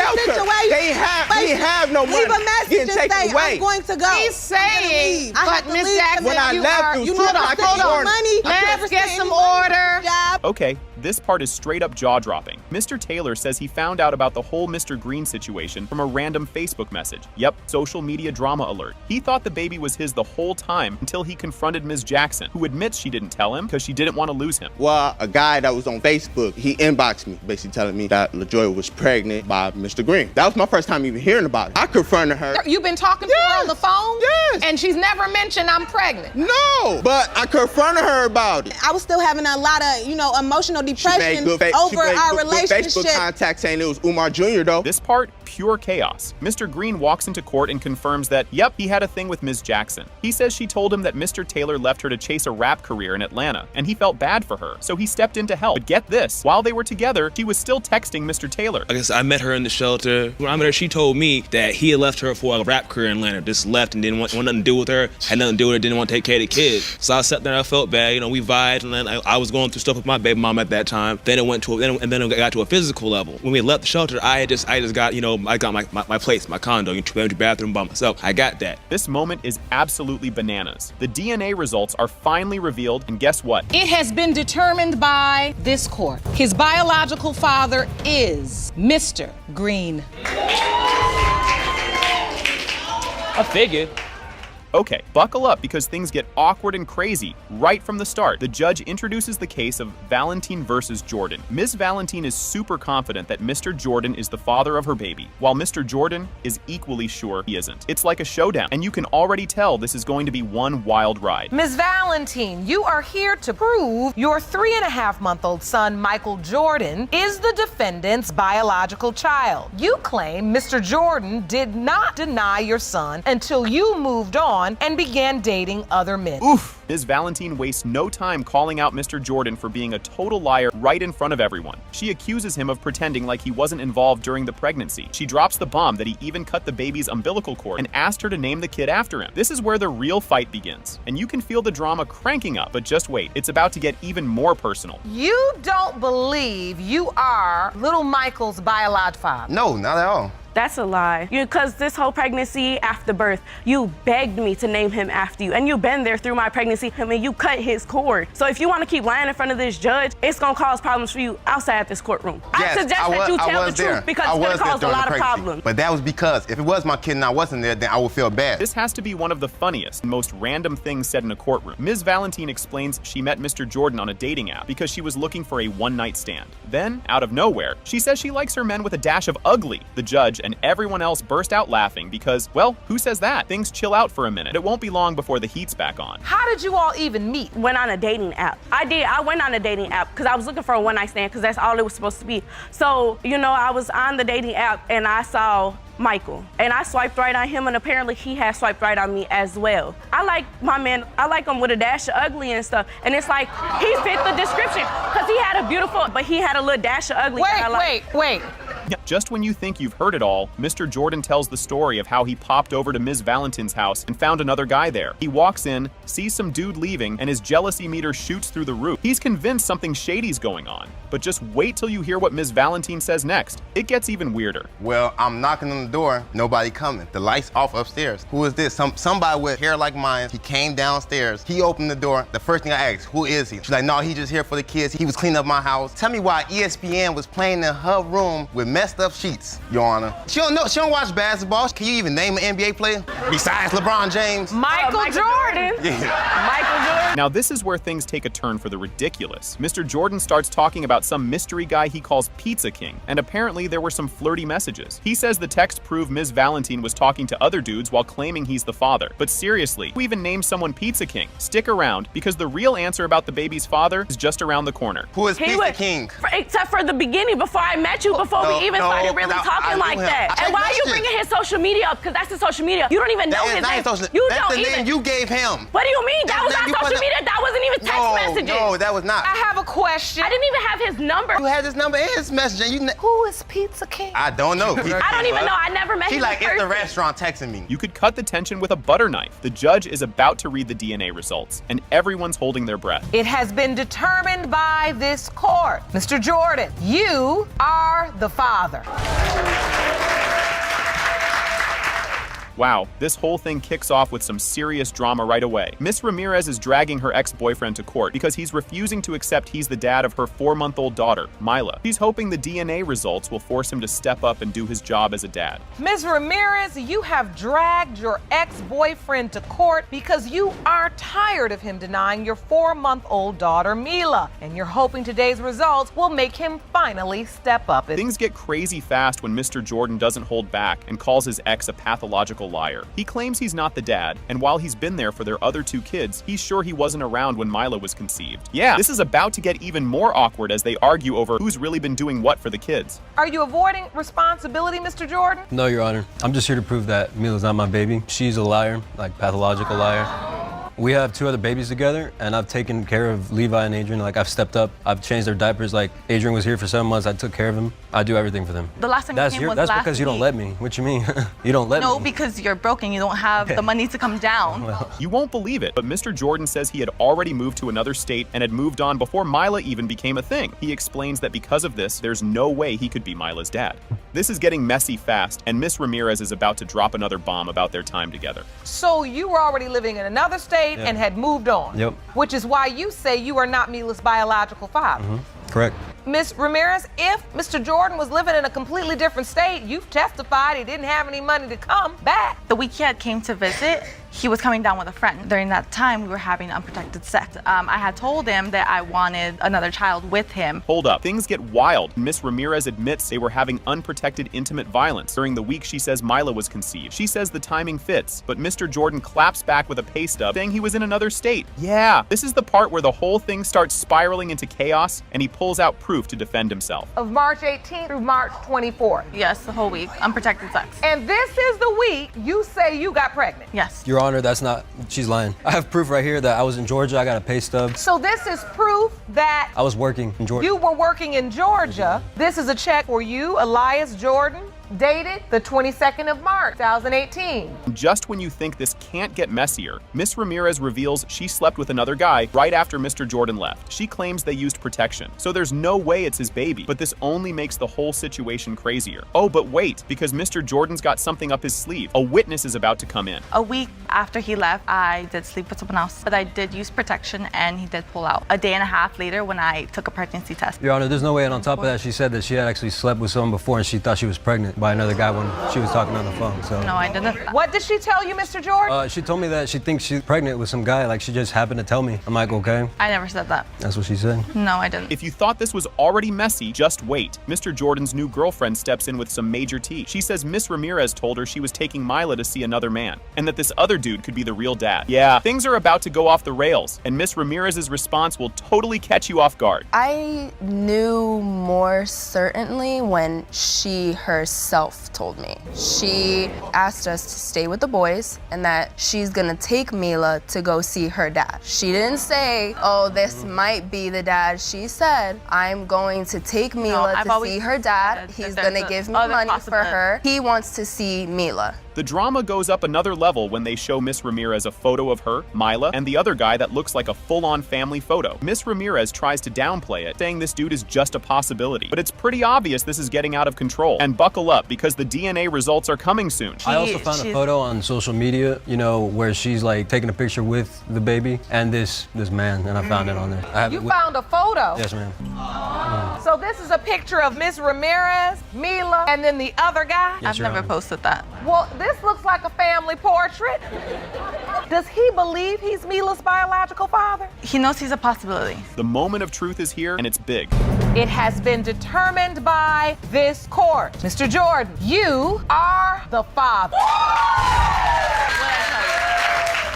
Okay, this whole thing is wild right from the jump. Ms. Foster comes in hot, saying Mr. Durden is denying their son, little Ian Jr., and she's begging for a paternity test to prove he's the dad. She talks about how having a kid at 17 threw her straight into grown-up life, and now she's struggling to take care of her baby. Meanwhile, Mr. Durden's over here all confident, saying he's sure the kid isn't his, no doubt about it. And you won't believe what comes out next. It's about to get even messier. Ms. Foster, you say getting pregnant at the age of 17 pushed you into adulthood sooner than you expect. You claim Mr. Durden is denying your 15-month-old son, Ian Durden Jr. You are asking the court to order a paternity test so you can prove he is the father because you're struggling financially to make it on your own. I mean, can you believe this guy? He straight up says he hasn't helped with the baby because he doesn't think the kid is his. He's like, I don't want to get attached to a baby that's not mine, which is pretty cold considering the baby literally has his name. Oh, and just wait, this whole name situation is about to turn into a big deal. And the simple fact, because I haven't helped, because I don't want to get too attached to a baby that's not mine. He has your name. And the reason because he has my name is because I was kind of like pushed to sign the birth certificate. No, that is not true. We used to talk all the time about, you know, if we have children, like I want my son to have my name. I want to have my son to have my name. Your Honor, he is definitely the father of this child. Now things get super awkward when Mr. Durden pulls out the "I used condoms" defense. He says every single time they hooked up, he had protection on, so there's no way he's the dad. Ms. Foster is like,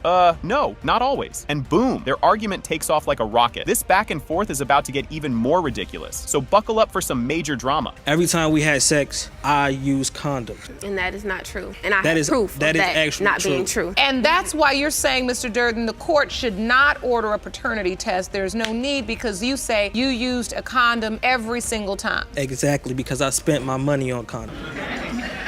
So, yeah, clearly on condoms, but not on the baby. Oh man, this part is just nuts. So Mr. Durden tells the court about this time he snatched Ms. Foster's phone and found text with another guy, plus a selfie. And get this, the guy took her to the sonogram, which makes Durden even more suspicious. Ms. Foster's trying to explain he was just a friend, but let's be real, things are getting pretty sketchy. You think this is bad? Wait till you hear what happens next. Mr. Durden, what did you see on the phone? I just saw messages with her. When I saw that, I saw a picture too, actually. She took a selfie with a guy in a car. And it was the guy that who took her to the doctor from the sonogram of the baby. Okay. He was there when he was not. But if that's my child. He wanted nothing to do with me. Like, he ignored me when I was pregnant the entire time. I barely spoke to him. Judge Lake's face says it all. She's not buying what Mr. Durden is selling. She reminds him that condoms aren't foolproof and calls him out on thinking he's 100% in the clear. The judge makes it clear that this condom confidence isn't enough to avoid a paternity test, and she's ready to call it out. And just when you think it couldn't get any more awkward, there's a witness that takes it to a whole new level. Condoms are 98%, sure. Well, we're at the 2% because... I mean, let's be honest. They're not 100% effective. And my trouble with your argument here today is you say on the one hand, there's no way in the world you could be this child's father. On the other hand, you're saying your mother and everybody convinced her to name the child after you. And you signed the birth certificate. Okay, so now Mr. Durden's sister comes in, and things get even more ridiculous. She claims Ms. Foster cheated on him with a guy who looks just like Mr. Durden. Yeah, she's saying this guy could practically be his twin. Apparently, this dude is the one in that selfie from earlier. Things are spinning out of control, and you'll be shocked at what comes next. He stated that she's pregnant. Like, I didn't even know that was so. He also said that she cheated on him with her best friend. Her best friend looked exactly like my brother. Really? They can go for twins. It was the boy she took a selfie with. That's why I have my doubts too, because if they use condoms and she cheated on him around the time she conceived the baby, so it's a possibility that he can be the father also. This is one of those "what were you thinking?" moments. Mr. Durden admits he signed the birth certificate because he didn't want to embarrass Ms. Foster in front of her family. The judge is like, dude, you signed it, so now you're legally responsible. He's realizing signing that paper was a way bigger deal than he thought. Oh, but trust me, the real bombshell is still coming. Mr. Durden's on the birth certificate. You understand this. We don't need to have a test. That's not my child, but you are that child's legal father because you signed your name on the birth certificate. So by not wanting a paternity test, you're basically saying, this is not my child, but I agree to be financially responsible for him for the rest of his life till he's 18 years old. Here it is, the moment we've all been waiting for. It has been determined by this court. Mr. Durden, you are the father. Mr. Carr wastes no time accusing Ms. Villa of being a big-time cheater and trying to stick him with a kid that's not his. He says she's been dodging a DNA test for 3 whole years. Ms. Villa admits to messing up, says Mr. Carr is the dad, and hopes the test will help her win him back. You state that Miss Villa is a notorious cheater who tried to pin her daughter Trinity on you. You claim there is no way you are the father because she's been running from you and a DNA test for 3 years. Ms. Villa, you admit to making mistakes in your relationship with the defendant, but you and your best friend want to prove he fathered your daughter Trinity. Ms. Villa explains they met on Facebook, at a one-night stand, and boom. Next thing you know, they've got a kid. Mr. Carr says he wanted to save her, but their relationship was a total roller coaster. He also claims she wouldn't leave him alone, which is pretty awkward to admit. How did the relationship start for you? He hit me up on Facebook and went from a one night stand to us having a kid. Wow. And it turned into a relationship from just meeting on Facebook. Yes, Your Honor. So you all decided, what is this, love at first sight for you all? Like, what you were just No, Your Honor. We want to do this? The problem was I couldn't get rid of her, Your Honor. Mr. Carr accuses Ms. Villa of cheating on him not once, but 8 different times with 8 different people. Ms. Villa kinda owns up to some cheating, but insists some of it happened when they were broken up. All this back and forth is making one thing clear. Mr. Carr really doubts if Trinity is his. She cheated 8 different times with 8 different people. She cheated on you 8 different times with 8 different people? Yes, Mom. No, Yes, that's Your not how Honor. it went. There was times I did cheat on him, and there was times we were broken up to So, sleep with another with that girl in being a place we said, shared together. So you need to get your story straight and tell your My whole part point too. is, you're admitting that you're cheating. Why not admit the full truth? The I full admitted truth I is the only cheated, thing that's going to but set you free. Mr. Carr pulls out a whole timeline to explain why he can't be the dad. He says Ms. Villa slept with another guy on January 31st, then 3 days after they had intimate violence on February 14th, she suddenly says she's pregnant. Ms. Villa, of course, is like, nope, we conceived on Valentine's Day, and says he's definitely the dad. The times of conception was she slept with a man on the 31st of January. Tony, Me and she her was- slept together on February the 14th. 3 days later, the 17th, she tells me that she's pregnant. I'm like, how are you pregnant? Tony, you're a liar. If we just slept together on the 14th, how did you know that you're pregnant? You if told we me slept I was together. So pregnant. you You're a have liar. sex 3 days later, and she tells you, now I'm pregnant. Ms. Villa casually drops the bomb that she thinks Trinity was conceived in the back of a car while Mr. Carr's friend was driving. Yep, you heard that right. The audience can't believe it, and honestly, neither can Mr. Carr. So you're saying, Miss Villa, you had sex with Mr. Carr where? In one of his friend's car when he picked us up. He picked us up and we did it right there with him driving. That was on the 14th.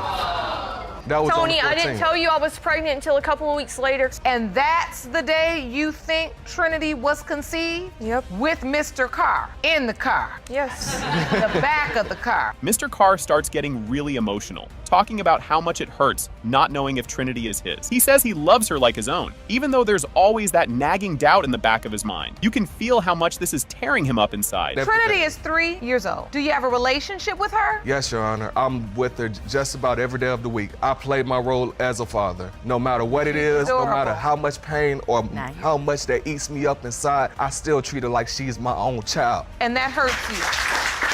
Why are you feeling so emotional? Because I didn't deserve that, to go through what I went through. But you kept taking me back. Mr. Carr says Ms. Villa moved all over the country just to avoid taking the test, jumping from state to state like she's in a witness protection program. He even claims she spelled his name wrong on purpose to mess with the paperwork. Ms. Villa says no way and insists she was moving so he could stay in Trinity's life. So you say she's been running away from a DNA test? Yes, Your Honor. I was in Alabama. She was in Tampa, Florida. I tried to hook the cases together. As soon as she received the letter, she moves from Tampa, Florida. And I opened cases each time then. You're wrong, Tony. Each time she opened the case, I believe she purposely spelled my name incorrectly because she had one of my work badges on her each and every time. Ms. Villa's best friend drops the bomb that during the time Trinity was conceived, Ms. Villa did have a one-night stand with another guy. This totally goes against what Ms. Villa said earlier and makes things even messier. You say she confides in you. Did she ever say that she was with another man during the window of conception? So she did tell you that during the window of time when Trinity was conceived, she did have a one-night stand with someone else. Yes, Your Honor. That's not what you testified to here. In the period of time of me getting pregnant and stuff, I messed around with the guy a couple of weeks before him. After all the back and forth drama, the DNA results are in. It has been determined by this court. Mr. Carr, you are the father. All right, buckle up because this one's about to get real messy. Ms. Holsinger is here to get a DNA test and prove Mr. May is the dad of her 2-year-old son, Gabriel. She says he's been running from his responsibilities, but today he's about to face the music. Mr. May, on the other hand, says he was tricked into signing that birth certificate and wants nothing to do with her. Things are already weird, but wait till you find out how they met. Ms. Holsinger, you petitioned the court for a DNA test to prove that the defendant is the father of your 2-year-old son, Gabriel. You say Mr. May has abandoned his responsibilities and he will get the truth today. Mr. May, you claim you were pressured into signing the birth certificate and now you are stuck with a woman who foolishly believes you are her child's father. Yeah, this is the part where you just go, wait, what? Ms. Holsinger and Mr. May met on a chat line. Yep, you heard that right. Things went from chatting to, well, messing around pretty quickly, and here we are with no protection and a baby on the way. But if you think that's the craziest part, you're about to be proven wrong real fast. I met him off the chat line. I was lonely, so I decided to call and try to basically find something to do. She found something to do and we end up messing around, you know what I mean, too fast. And right, that's what I don't understand about these chat lines, Ron. Yes. How did it get? The chatting and things start happening. So then you met her? And here's where the confusion kicks into high gear. Ms. Holsinger says she told Mr. May about the pregnancy early on, but he says, nope, she told me way later. He was cool with it at first, but started doubting the whole situation when people started talking. They were still together, but he wasn't so sure anymore. And it's about to get even juicier with what happens next. She called me one day, she told me she was pregnant. And what did you say? For the most part, I was cool with it. You know, I'm a man of my word. I take care of all my kids, you know what I'm saying? So. And were you happy? Were you saying, oh, I'm gonna have another child? I was excited. You're lying. Why is he lying, Ms. Holst?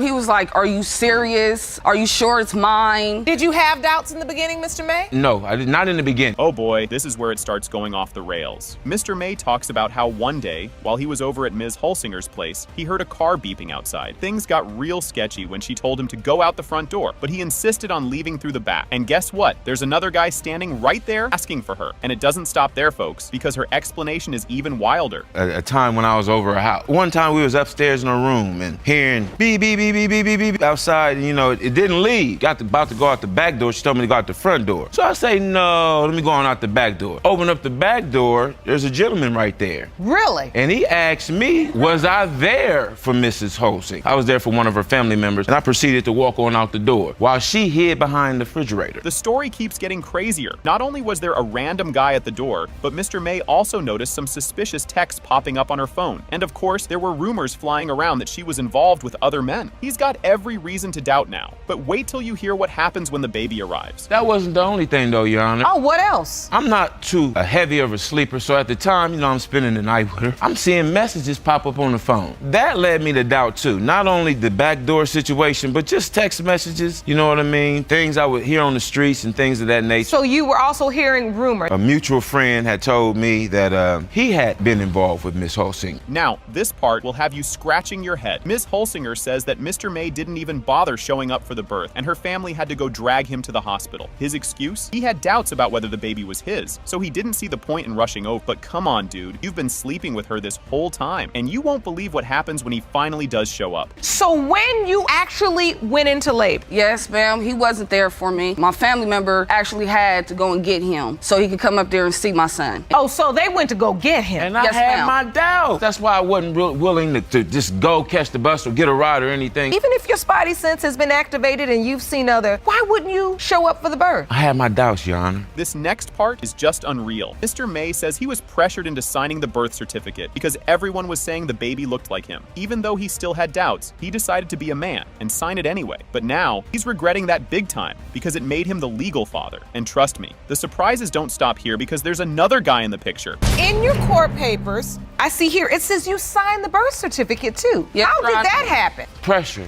So Yeah, I'm getting, he has your nose, he has your head. What are you gonna do now? This, that. And I'm just like, let me just be a man. Let me sign the birth certificate. If it's mine, I'm gonna deal with it. Because at that point, her family has come and picked you up. Yeah. Hold up, you thought it was messy before? Just wait. Ms. Holsinger drops a bomb and admits there was another guy she was seeing at the same time, who Mr. May calls refrigerator guy. She was also intimate with this other man around the time of conception. So now there's a real question about who the father is. But guess what? The plot thickens, and there was already a DNA test before this. That she told him that they were gonna have a happy family together and move away. And who is this person? I told you he was a stalker. He just pops up anytime I was moving. Your Honor. Oh, that's the same guy from the refrigerator Yes, scene? ma'am. Yes. It has been determined by this court. Mr. May, you are the father.